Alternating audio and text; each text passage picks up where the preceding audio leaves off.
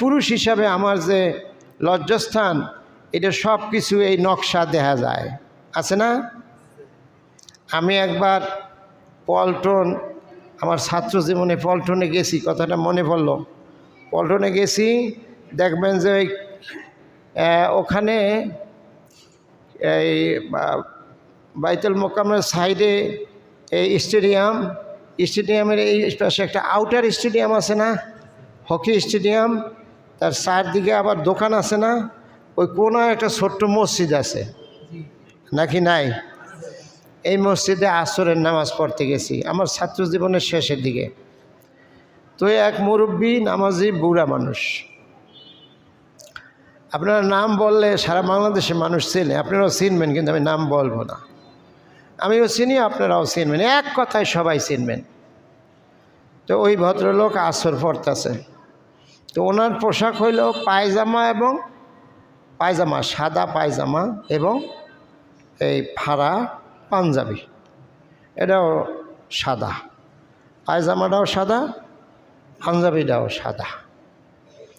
তো মোটা সোটা মানুষ, একেবারে লাশও সেরকম বড়, দেহ ভালো, বুড়া হয়েছে, কিছুটা চামড়া ভালোই টান পড়ছে, ঝুল্লা পড়ছে। চামড়া ঝুল্লা পড়লে কি খালি এখানে ঝুলে না সব জায়গায় ঝুলে? এনারা বুঝেন কত জায়গায় ঝুলে। ওই বেড়ায় আমি পিছন নামাজ পড়তেছি, আর উনি সামনের লাইনে সেজদা যে গেছে না, তেমন চামড়া ঢিল হইলে জ্বলে না। ওনার পরছে তো ঠিকই একটা পায়জামা, ভালো পোশাক, কিন্তু ওটা এমন পায়জামা যে সমস্ত নকশা মকশা সবই গোনা যায়। কি করা যায়? গোনা যায়। কারণ নাউজুবিল্লাহ, আমি এই জন্য বলতেছি, এখন বাস্তব উদাহরণ দিলাম, নিজের চোখে দেখা উদাহরণ। তখন আমি মনে মনে চিন্তা করি, আমার নামাজটা হইল কি না, যেখানে নকশার দিকে আমার চেহারা পড়ছে।